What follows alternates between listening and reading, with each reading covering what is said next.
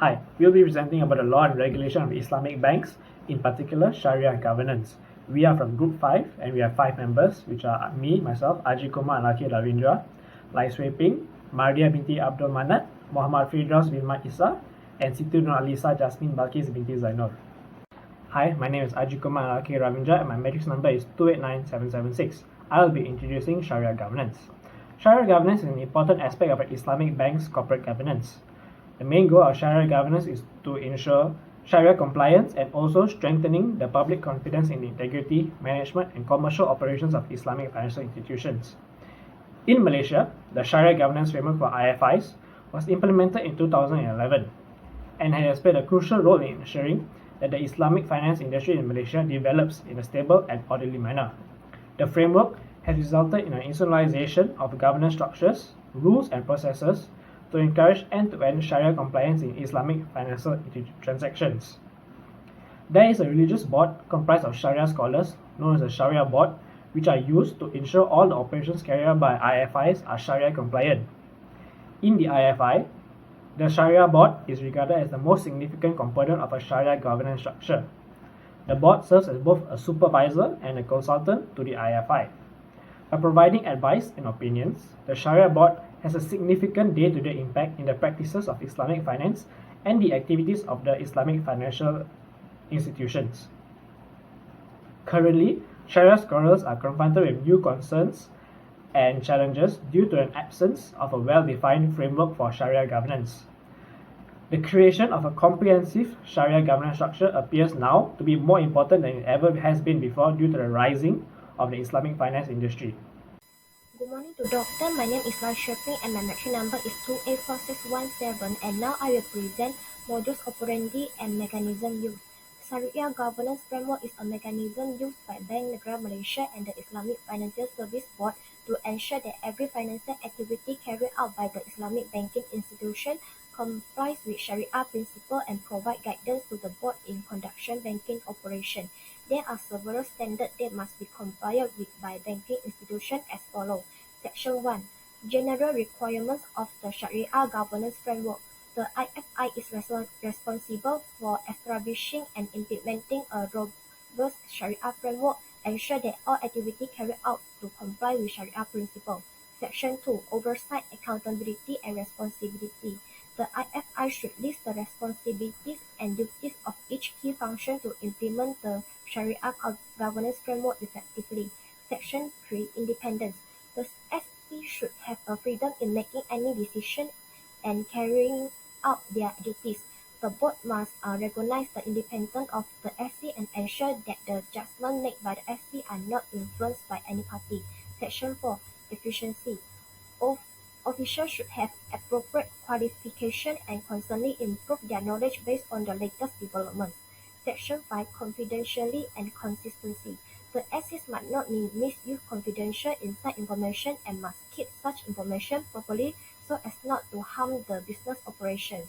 Section 6. Shariah compliance and research function. To support IFI to establish a robust Shariah compliance function by effectively implementing risk management control process and internal research.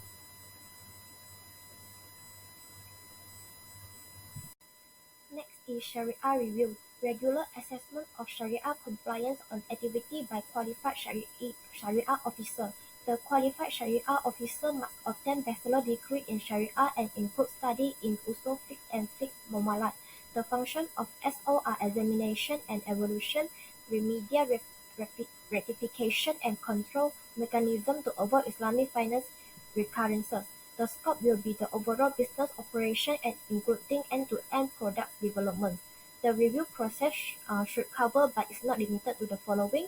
First, planning the review program. Second, documentation of the process. Third, communicating the outcome and highlighting any non-compliance to the SC and management. Fourth, rectification and prevention action if there is any activity has an element of non-compliance with the Shariah principle.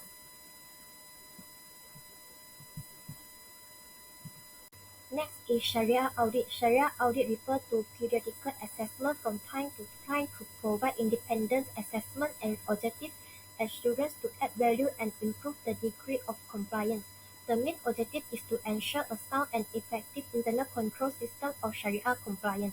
The process of Sharia audit: first, understanding the business activity of the IFI; second, developing a comprehensive internal audit program of bank; third, obtaining and making reference to relevant sources; fourth, conducting Sharia audit on a periodical basis; next, communicating results to the audit committee AC and XC; lastly, providing recommendation and follow-up. One issue with Sharia governance is the lack of qualified Sharia scholars. In recent time, it is becoming harder to become a Sharia scholar due to increasing regulations set by the current Sharia committee. And as time goes on, the hurdle to become a Sharia scholar will only keep increasing due to the increase of regulations. Another reason there is a lack of qualified Sharia scholars is due to an absence of a well-designed curriculum for people who are looking to become a Sharia scholar.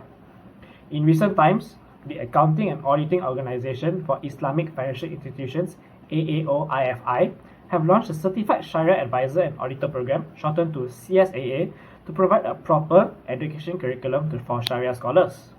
However, this program does have a major drawback. The drawback being that the certificate only prepares exam-based training or theory-based training, while there is a severe lack of practical-based training, in particular, experience-based training. Another reason there is a lack of qualified Sharia scholars is due to a lacking of a universal standard to qualify future Sharia scholars as professionals who are capable of serving the Islamic finance industry.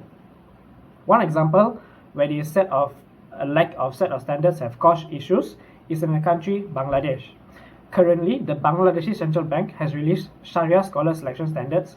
However, using this standard, it is near impossible to hire any Sharia scholars using the criteria.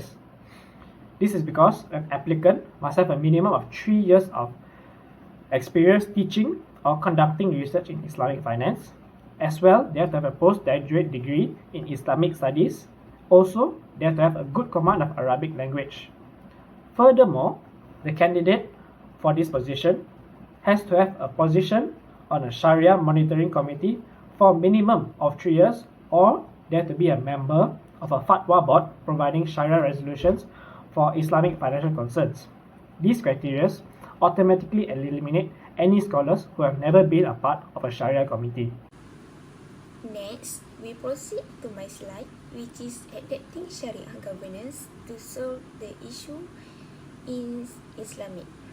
All Islamic banks have a robust Sharia governance framework where there is an organizational structure that acts as a Sharia board to approve any form of transaction and product based on Sharia law. First, centralized Sharia governance is more effective and efficient to ensure that every Sharia resolution that has been decided can be harmonized and standardized in all Islamic banking institutions. This centralized Sharia governance is a Sharia regulatory body at the national level, namely the BNM Sharia Advisory Council as the highest authority in determining Sharia matter at the macro level of the Islamic finance industry in Malaysia, and the Sharia Committee as the micro Sharia compliance regulator at the company level. Second, Sharia governance related to the BNM Sharia Advisory Council in particular will be detailed through the legal provisions explained in subtopic related to the implication of the Bank Negara Malaysia Act 2003 and APKI 2013. Last but not least, the BNM Sharia Advisory Council and the SPT Sharia Committee work together to ensure that harmony of Sharia resolution in the takaful industry.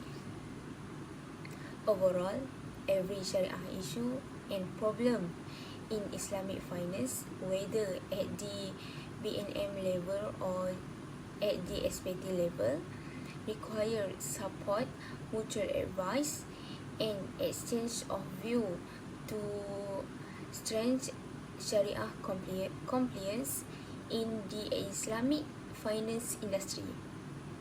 This requires a Shariah compliance relationship between the SPTs, internal Shariah committee, and BNM's Shariah Advisory Council.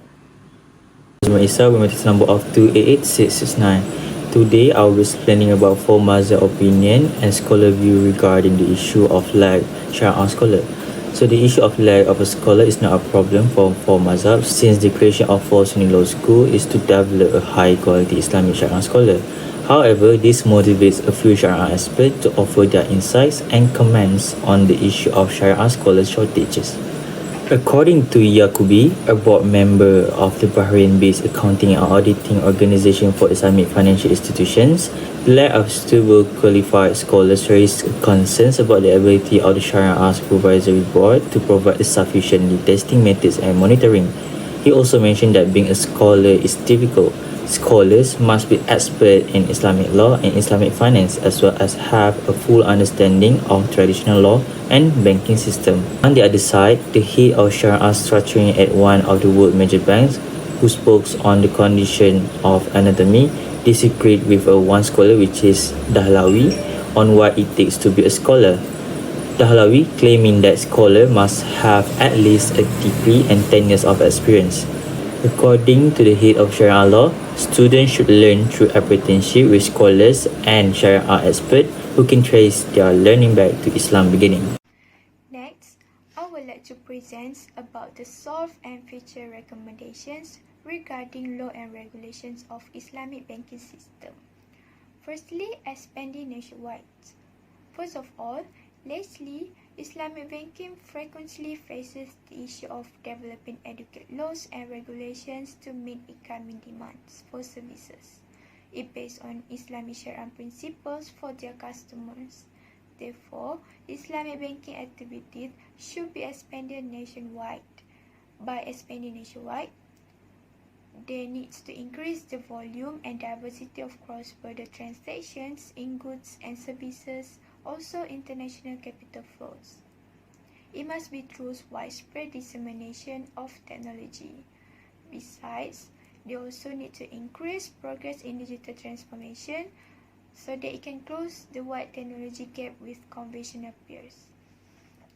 Secondly, new Shariah compliance products. It means that Islamic banks should focus on the development of new Shariah compliance products. To develop the new Shariah compliance products, they need to promote market integration and attract investors and entrepreneurs based on the product risk return characteristic. And the products is either Islamic or not. Besides, Islamic banks must recognize the importance of financial engineering. For example, Islamic financial institutions should seriously consider collaborating to establish fundamental infrastructure in order to introduce new products. And lastly, profit sharing financing. It means that Islamic banks needs to provide more profit sharing financing. By providing more profit sharing financing, it needs to reduce operating expenses through proper institutional structures and financial engineering. For example, with funds users' preference, it can promote safer cross-border transactions. Besides, Islamic banks need to build a robust supervisory framework as an extension of the Shariah Council of Islamic Banks quickly. This can provide proper vision for all regulatory obligations with central banks and Islamic banks. It also assists in identifying a safe path and launching chances for Islamic banking activities based on the different central banks' existing rules and regulations. In this part, I will conclude the whole presentation with an conclusion. Shariah governance is an integral part of the corporate governance of an Islamic bank. The development of a competent Shariah regulatory framework for Islamic financial institution is considered as a fundamental prerequisite for the industry's growth and stability. Given that Shariah is a distinctive element of Islamic finance, the importance of establishing a comprehensive Shariah governance framework appears to have increased recently due to increased limitation imposed by current Shariah committees and the lack of well-designed curriculum for persons interested in becoming a Shariah scholar. The barrier to becoming a Shariah scholar has progressively risen, and the shortage Shariah expertise in the Islamic banking industry is jeopardized the industry. According to the future recommendation, Islamic banking activity should expand their hand to another country in terms of expanding the number of diversity and number of cross-border transactions in goods and services. The difficulty of adopting suitable laws and regulations to meet the demand for services based on Islamic Sharia principle for their customers is common one for Islamic banking.